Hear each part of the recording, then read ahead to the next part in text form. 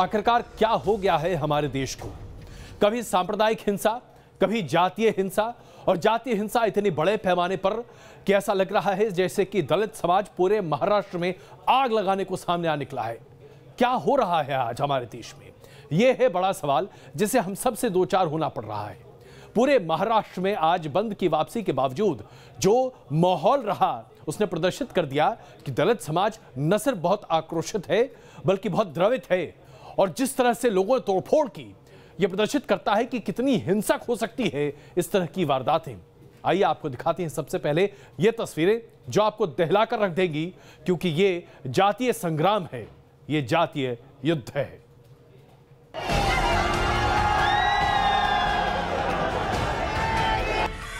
महाराष्ट्र में महाबंद पर महाभारत।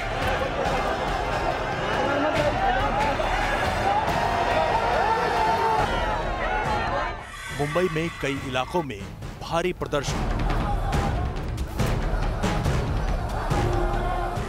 मेट्रो को रोकने की कोशिश। लोकल के सामने प्रदर्शन। थम गई मुंबई की रफ्तार। ठाणे में रेलवे ट्रैक पर उतरकर हल्ला बोल।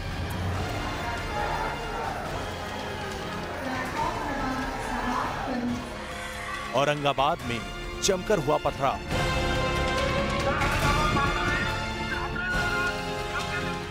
कई गाड़ियों को बनाया निशाना। नासिक में बाजार में पसरा सन्नाटा। मेन सिटी में प्रदर्शनकारियों का हल्ला बोल। सोलापुर में बढ़ा संग्राम।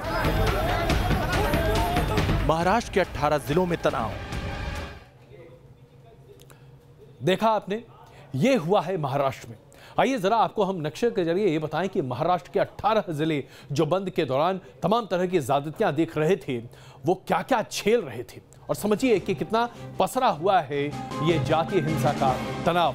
मुंबई, जहां बड़े पैमाने पर यहां हिंसक भावनाओं को देखा गया, उसके बाद ठाणे मुंबई से सटे हुए वहां पर भी, पुणे में भी विरोध के स्वर काफी बुलंद दिखाई दिए। औरंगाबाद, जहां पर काफी ज्यादा विरोध के स्वर दिखाई दिए। अकोला में भी विरोध काफी बड़े पैमाने पर दिखाई दिया, प्रदर्शनकारी वहां पर भी बहुत ज्यादा थे। बुल्ढाना में भी विरोध बहुत ज्यादा दिखाई दे रहा था। चंद्रपुर में भी विरोध की बातें निकल कर आई। नागपुर में तो ऐसा लग रहा था जैसे कि हिंसा पर काबू पाना बड़ा मुश्किल था। जालना में भी लगभग यही स्थिति थी। उसके साथ साथ कोल्हापुर की बात करें, अहमदनगर की बात करें, ऐसा लगता है जैसे कि महाराष्ट्र में कोई ऐसा इलाका नहीं बचा था जहां पर हिंसा नहीं हुई। आप देखिए, पूरा का पूरा महाराष्ट्र जल रहा था, और यह प्रदर्शित करता है कि कैसे आज हम एक ऐसे मौके पर खड़े हैं जहां पर इस जातीय हिंसा को अगर वक्त रहते नहीं रोका गया तो न जाने क्या हो जाए। इस तरह की हिंसा हम कई बार देख चुके हैं। हमने इस तरह की हिंसा का परिणाम गुजरात में भी देखा, और गुजरात के चुनाव में उसका असर भी। मुंबई जिसकी रफ्तार कभी थमती नहीं है, उसे आज दलित समाज के लोगों ने किस तरीके से बांध कर रख दिया, इस रिपोर्ट में देखिए।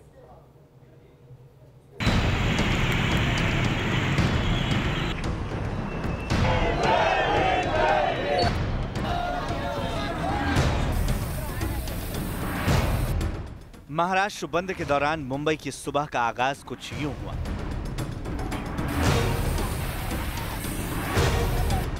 सड़कों पर प्रदर्शनकारियों का लंबा कारवां, और चप्पे चप्पे पर पुलिस की टीमें।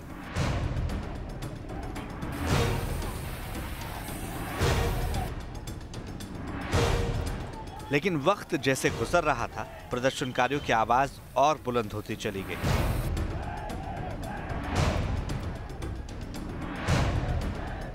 और ठप होती गई मुंबई की रफ्तार।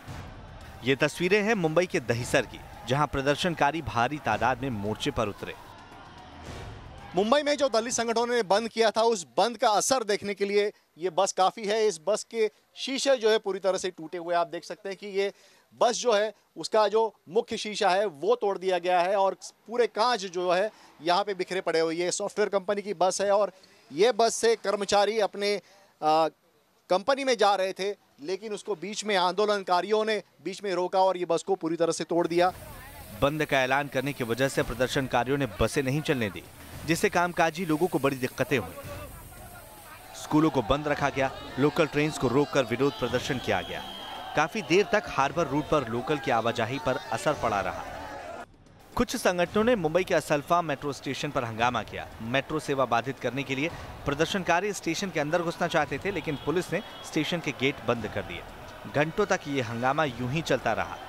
मुंबई के असल्फा मेट्रो के पास इस वक्त हम मौजूद हैं और यहाँ पर आप देख सकते हैं किस तरह से बाबा साहेब के जो समर्थक हैं वो कितनी भीड़ में यहाँ पहुँच गए हैं। रास्ता यहाँ पर रोक दिया गया है। बेस्ट बस जो है वो आप देख सकते हैं किस तरह से यहाँ पर बेस्ट बस को यहाँ पर रोक दिया गया है।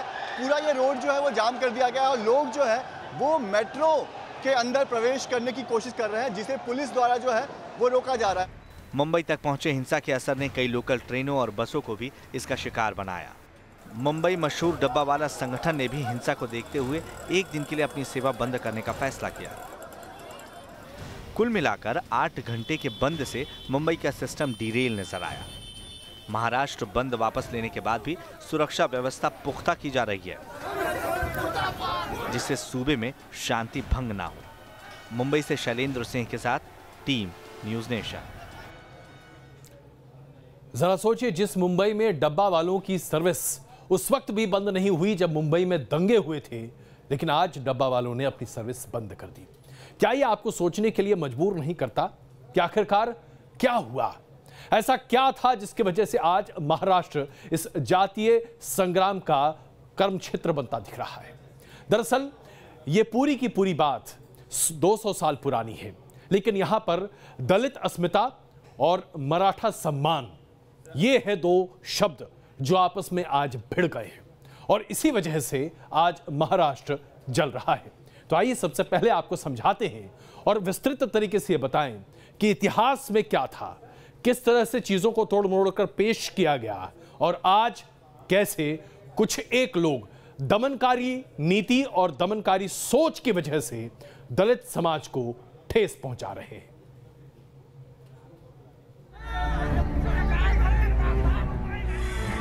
मिलिंद एकबोटे, हिंदू एकता आघाड़ी के दिग्गज, संभाजी भिड़े, संस्थापक, शिवराज प्रतिष्ठान। महाराष्ट्र में राइट विंग के दो बड़े चेहरे जिनके ऊपर पुणे की हिंसा भड़काने का इल्जाम लगा है। पुलिस ने हिंसा भड़काने का केस रजिस्टर किया है, जबकि दिग्गज दलित नेता जिग्नेश मेवाणी, जेएनयू विवाद से चर्चा में आए छात्र नेता उमर खालिद पर भड़काऊ भाषण देने का इल्जाम लगा है। फिलहाल महाराष्ट्र में इन चारों चेहरों को लेकर सरगर्मी तेज है। सवाल है कि आखिर हिंसा के पीछे किसका हाथ है? सूबे के सीएम देवेंद्र फडणवीस ने फिर कहा है कि ये राज्य को बदनाम करने की साजिश है। त्याच्या व्यतिरिक्त संपूर्ण घटनाक्रम किंवा त्याचे फुटेजेस हे पाहणं चाललेलं आहे। त्या फुटेजेसमध्ये किंवा तिथल्या घटनाक्रमात जे कोणी दोषी असतील त्या सगळ्यांवर कारवाई ही निश्चितपणे केली जाणार आहे, कोणालाही सोडलं जाणार नाही। पुणे में इतना बड़ा बवाल क्यों हुआ, इसके लिए थोड़ा इतिहास में भी झांकना होगा।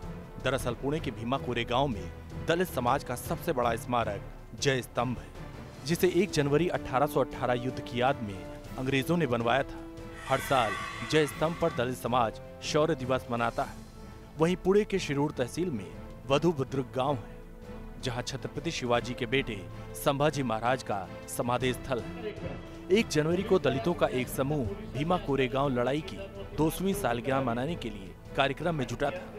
इस बीच वधु बुद्रुक इलाके में छत्रपति संभाजी महाराज के दर्शन करने जा रहा दूसरा गुट रास्ते में आ गया। आरोप है कि यहाँ टकराव से नौबत हिंसा तक पहुँच गई। अपने देश के किसी शासक को हराने के लिए अंग्रेजों का साथ देना ये शौर्य है या फिर देश के प्रति गद्दारी, ये विवाद का विषय हो सकता है।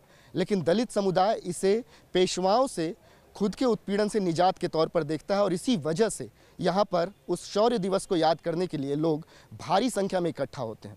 और इस संख्या को दरअसल दलित समुदाय के एक शक्ति प्रदर्शन के तौर पर भी देखा जा रहा था। संभव है कि यह शक्ति प्रदर्शन कुछ समुदाय विशेष के लोगों को पसंद नहीं आया और तब जाकर यह हिंसा भड़की। दलित समाज के शौर्य दिवस का कई दक्षिणपंथी संगठन विरोध करते रहे हैं। ये सवाल उठाए जा रहे हैं कि आखिर अंग्रेजों की जीत के जश्न का दौर कब तक चलेगा, जबकि दलित खेमे के लोग दमन के खिलाफ जीत के तौर पर भीमा कोरेगांव की जंग को देखने की वकालत करते हैं। पुणे से विकास श्रीवास्तव के साथ टीम न्यूज़ नेशन। कुछ अजीब सी स्थिति इसलिए भी उत्पन्न हो रही है क्योंकि आज से तकरीबन 200 साल पहले हिंदुस्तान की परिकल्पना उस तरह से नहीं की जा सकती जिस तरह से आज वास्तविकता में हिंदुस्तान है। इसलिए अंग्रेजों के साथ जंग और उसे लेकर विरोध और उसे लेकर आजादी की लड़ाई का विरोध, यह अपने आप में तर्क का विषय है, जैसा कि हमारे संवाददाता ने भी आपके सामने अपनी बातों को रखा। लेकिन दलित समाज ने इस पूरे विरोध को, जो कि 1 जनवरी को देखने को मिला, उसे दलित समाज के प्रति विरोध के तौर पर समझा, इसे मानसिक दमन समझा और इसी आधार पर हिंसा का यह तांडव आज महाराष्ट्र में देखने को मिल रहा है। जाहिर सी बात है, अब इस पर राजनीति तो होगी ही, क्योंकि हमारे देश में तो छोटी सी छोटी बात पर भी राजनीति होती है। तो जहां विपक्षी दल भारतीय जनता पार्टी और संघ परिवार को घेरने की पूरी कोशिश कर रहे हैं, वहीं भारतीय जनता पार्टी और संघ परिवार पलटवार ही कर रहा है। स्टेटमेंट करने की बात कही, क्योंकि जिनको हमने आरोपी बनाया है संभाजी भिड़े, उनके बारे में प्राइम मिनिस्टर नरेंद्र मोदी जी का बयान है कि वो मेरे गुरु हैं। मैं ये समझता हूं कि अब उनका बयान महत्वपूर्ण होगा, क्योंकि जिस व्यक्ति को उन्होंने अपना गुरु करके माना है, वही गुरु हिंदू संगठन के नाम, हिंदुओं के संगठन के नाम पर अराजकता मचा रहा है, कियोस मनाने की उसकी ख्वाहिश है। संघ संपूर्ण समाज को संगठित करने का काम करता है, सारे समाज को साथ रखने का काम करता है, इसलिए संघ ऐसा करने का सवाल नहीं है। लेकिन कुछ लोगों की राजनीति समाज में भेद निर्माण करके, विभाजन करके करने वाली राजनीति जो तत्व है, वे भिन्न भिन्न कारणों से समाज में भेद निर्माण करने का प्रयत्न कर रहे हैं। इन सबके भाषण भी आप देखेंगे तो भारत तेरे टुकड़े होंगे ऐसे कहने वाले लोग यहाँ पर उनके स्पीकर्स वगैरह आए हैं। ठीक है, तो देखा आपने किस तरह से हर छोटी सी बात पर जिस देश में राजनीति हो, वहां इतनी बड़ी हिंसा पर राजनीति कैसे नहीं हो सकती। लेकिन आइए इन राजनीति करने वालों से परे जरा हम अपने बारे में सोचें। जी हां, आज कोरेगांव का नजारा अगर आप देखते हैं तो आपका मन द्रवित हो जाएगा, इसलिए क्योंकि वहां जो हिंसा हुई है उसने एक बड़ा सवाल खड़ा कर दिया है हम सबों के सामने। क्या बतौर देश हम इतने हिंसात्मक हो चुके हैं कि हम अपने आसपास सब कुछ आग में झोंक देना चाहते हैं? कोरेगांव में उत्पातियों ने जमकर उत्पात मचाया। किस किस्म से तांडव यहाँ पर खेला गया, 1 नहीं 2 नहीं बल्कि कई गाड़ियों को आग के हवाले कर दिया गया। ये दरअसल एक गैरेज है जहाँ पर तकरीबन 1.5 दर्जन गाड़ियाँ खड़ी थीं। आप देख सकते हैं 1 2 3 4 5 6 7 8, इन 8 गाड़ियों को एक साथ आग के हवाले किया गया है। और ये गैरेज का सिर्फ एक हिस्सा है। अगर गैरेज के इस दूसरी तरफ हम जाएं तो यहाँ भी उत्पात के निशान साफ देखे जा सकते हैं। गाड़ियों को पलट दिया गया है, उन्हें आग लगा दी गई है, गाड़ियों के टायर जला दिए गए हैं। ये मंजर था 1 जनवरी को जिस किस्म से यहाँ पर हिंसा हुई, उसके बाद जिस किस्म से आगजनी हुई, उसके निशान अभी भी यहाँ पर देखे जा सकते हैं। ये पुणे महानगर पालिका की फायर ब्रिगेड की गाड़ी है, लेकिन आप देखिए इसको भी आग लगा दी गई। और हमें बताया गया कि जब इसे आग लगाई गई तब जो फायर ब्रिगेड के कर्मी थे वो अपनी जान बचाकर यहाँ से पलायन करने के लिए मजबूर हो गए थे। ये फायर ब्रिगेड की गाड़ी जो कि आग बुझाने चली थी खुद आग के हवाले हो गई। इस पूरी सड़क पर दूर तक कई लॉजेज ऐसे हैं जिनकी कांच जो है वो तोड़ दी गई है। जो दंगाई थे, जो उत्पात करने वाले लोग थे, वो हज़ारों की संख्या में यहाँ पर पहुँचे। और इसके पहले कि कोई कुछ समझ पाता, कोई कुछ जान पाता कि किस तरीके से इन दंगाइयों को रोका जाए, ये लोग बहुत हद तक पुणे के कोरेगांव में डैमेज पहुंचाकर यहाँ से चलते बने थे। बहरहाल इस मामले में पुलिस ने मामले दर्ज कर लिए हैं, राइटिंग के चार्जेस लगे हैं उनके ऊपर। अब देखना यह है कि इन दंगाइयों की गिरफ्तारी कब तक हो पाती है। वीडियो जर्नलिस्ट कामेश के साथ विकास श्रीवास्तव, न्यूज़ नेशन, पुणे। नुकसान क्या हुआ ये हमने आपके सामने प्रदर्शित कर दिया, लेकिन क्या आप जानते हैं कि इस नुकसान के बारे में लोकसभा या राज्यसभा में कहीं कोई खास चर्चा नहीं हुई। वहां पर भी राजनीति हो रही थी, वहां पर भी हर राजनीतिक दल अपना उल्लू सीधा करने पर लगे हुए थे। आइए आपको दिखाते हैं दोनों सदनों में किस तरह से मुद्दा उठा जरूर, लेकिन हिंसा के लिए नहीं, राजनीति के लिए। कोरेगांव में जो हो गया, दूसरे किसी इससे का नाम लेना पड़ेगा, समाज में नहीं समाज में डिवीजन करने के लिए, वहाँ पर महार और मराठों में फूट डालने के लिए वहाँ के जो कट्टर हिंदुत्ववादी है और आरएसएस के लोग हैं, इसके पीछे उनका हाथ है। मल्लिकार्जुन खड़गे जी जो महाराष्ट्र में समस्या शुरू हुई है उसका निदान नहीं करना चाहते हैं, उसको भड़काना चाहते हैं, उसमें राजनीति करना चाहते हैं। आरोप और प्रत्यारोप संसद में इस तरह से होते हैं, ऐसा लगता है संसद में बहस नहीं सिर्फ बकवास होती है कई बार, लेकिन ये कह नहीं सकते। लेकिन हाँ, वाकई में ऐसा लगता है कि समय काफी व्यर्थ होता रहता है संसद में। लेकिन आइए जरा आपको समझाएं कि महाराष्ट्र में दरअसल राजनीतिक समीकरण किस तरीके से हैं और कैसे मराठी अस्मिता और दलित स्वाभिमान की बात सामने आ रही है। महाराष्ट्र में तकरीबन 10.5% दलित आबादी है और ऐसे में विदर्भ में सबसे ज्यादा 23% दलित की संख्या है। हर विधानसभा में औसतन 15,000 से ज्यादा दलित मतदाता हैं और लोकसभा की 15 सीटों पर दलित मतदाताओं का काफी जोर चलता है, जिसकी वजह से हार और जीत का फैसला होता है। महाराष्ट्र में अगर कुल जनसंख्या देखी जाए तो उसकी तकरीबन 33% आबादी मराठी आबादी है। 1960 से लेकर अब तक 18 मुख्यमंत्रियों में से 10 मुख्यमंत्री मराठा समुदाय से महाराष्ट्र में अब तक चुने गए हैं। राज्य के तकरीबन 50% शिक्षक संस्थानों में मराठा समुदाय के लिए ज्यादातर जगहें बनी हुई हैं और 70% डिस्ट्रिक्ट कोऑपरेटिव बैंक मराठा लोगों के समुदाय की वजह से चलता है। 90% शुगर यानी कि चीनी मिलें मराठा समुदाय के हाथ में हैं। कुल मिलाकर देखा जाए तो दोनों समुदाय अपने आप में काफी प्रभावशाली हैं और इसी वजह से आज यह तनावपूर्ण स्थिति महाराष्ट्र में बनी हुई है।